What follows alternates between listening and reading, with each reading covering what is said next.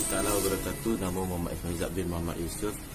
Nombor metrik 301553. Ini akan membentangkan berkenaan pengantar komunikasi kod SCCA 1013. Daruan kepada pengantar komunikasi.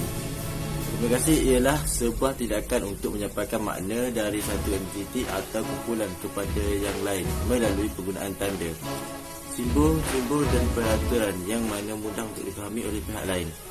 Menurut Uthman bin Ahmad, Menteri Uthman dan Ahmad 2003, komunikasi mempunyai sejarah dan perkembangan yang tersendiri di Malaysia, iaitu melibatkan 4 fasa, iaitu fasa 1, fasa 2 dan fasa 3.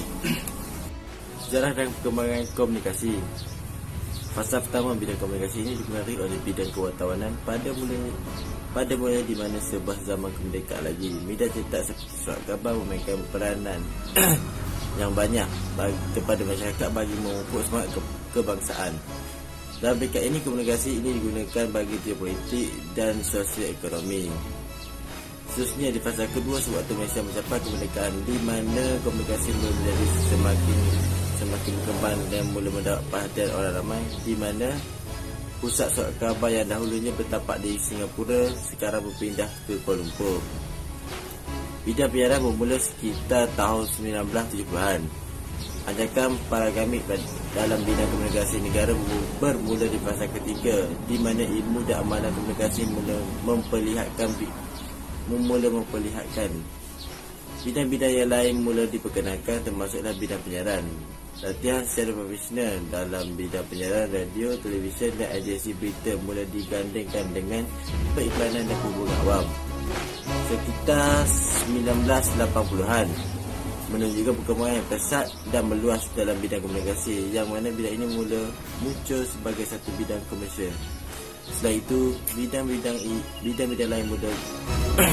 lain mula muncul seperti komunikasi keorganisasian, komunikasi korporat dan periklanan, teknologi komunikasi dan teknologi keusahawanan di industri awam.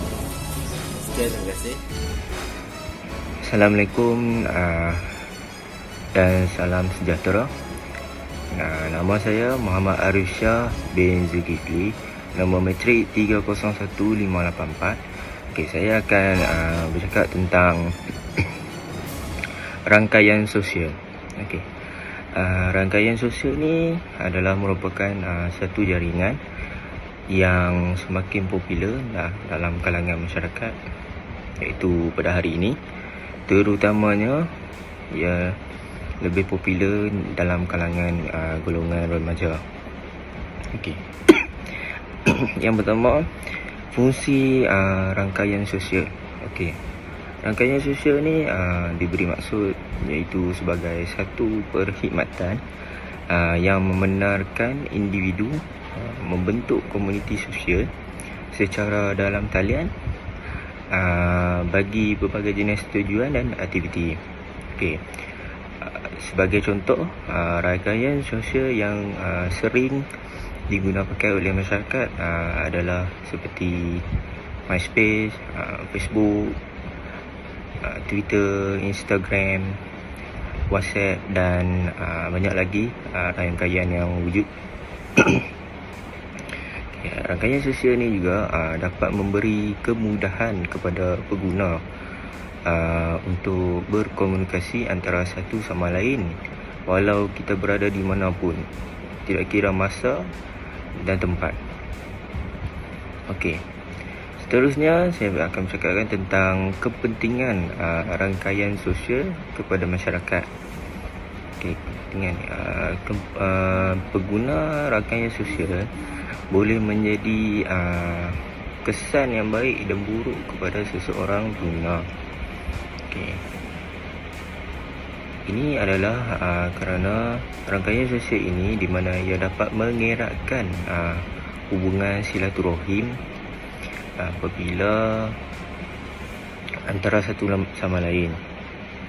Hal ini bermaksud kerana apabila seseorang menggunakan rangkaian sosial, dia akan dapat berhubung semula dengan rakan-rakan atau ahli keluarga yang sudah lama tidak jumpa.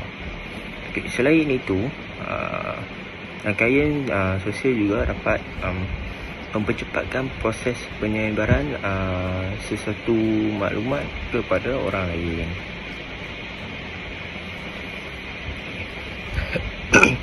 Ini kerana di mana dia tidak perlu bersusah payah untuk menghantar surat. Sebaliknya dia hanya boleh menghantar dengan cara memasukkan maklumat dalam ruang rangkaian sosial. Okay. Oleh itu, segala maklumat yang ingin disampaikan akan mudah dihantar dan diterima dengan hanya beberapa saat sahaja. Okay, saya rasa setakat itu saja. Assalamualaikum dan salam sejahtera. Saya Muhammad Hafiz bin Hasmin, 30159. Hari ini saya akan membentangkan berkaitan dengan hiburan. Komunikasi memiliki satu fungsi sebagai hiburan, iaitu sebagai satu fungsi sosial di mana melalui komunikasi hiburan ini ia mampu memberikan kesenangan dalam proses interaksi masyarakat. Fungsi hiburan. Terdapat dua jenis komunikasi dalam hiburan ini, iaitu verbal dan non-verbal. Komunikasi verbal ialah sesuatu hiburan yang dilakukan oleh seseorang yang mengalami rasa sedih, kecewa, galau dan perasaan yang kurang menyenangkan, dan terdapat seseorang yang mampu menjadi penghibur. Manakala komunikasi non-verbal ialah komunikasi melalui lisan yang boleh menjadikan orang lain berasa terhibur. Komunikasi melalui hiburan ini mampu menghilangkan tekanan dalam dapat memberi kepuasan kepada jiwa, melepas stres dan mengisi masa. Kepentingan hiburan kepada masyarakat. Jika seseorang manusia berasa stres terhadap sesuatu perkara yang dia alaminya, ia mampu memberi kesan yang buruk dalam suatu jangka masa yang panjang terhadap kesihatan dan dirinya. Oleh itu, hiburan adalah penting dengan cara dapat mengurangkan dan menghilangkan tekanan atau stres yang dirasainya selama ini. Hiburan juga dapat membantu seseorang itu untuk memuaskan keinginannya dengan cara meluahkan segala isi hati dan perasaan melalui kata-kata atau perbuatan lain seperti menulis, melukis atau mewarna. Ia merupakan salah satu ubat buat mereka yang rasa mahu mencari kepuasan diri dengan cara yang tersendiri dan tidak mengganggu orang lain dalam mencapainya. Di samping itu, individu akan dapat berasa lebih tenang dan ceria setelah berhadapan dan melalui hari-hari yang mencabar dalam rutin sehariannya. Oleh itu, hiburan dapat melepaskan segala penat dengan cara menonton televisyen bersama orang tersayang. Hiburan juga dapat memberi satu gambaran bahawa bersembang dengan rakan atau ahli keluarga juga merupakan satu hiburan yang mana dapat mengisi masa lapang dengan rakan atau ahli keluarga dengan cara yang tersendiri supaya segala apa yang dirasai dapat berkongsi dan diluahkan bersama. Hal ini penting supaya seseorang itu tidak terlalu menyimpan perasaannya sendiri dan dapat berhibur dengan kenalan rapat.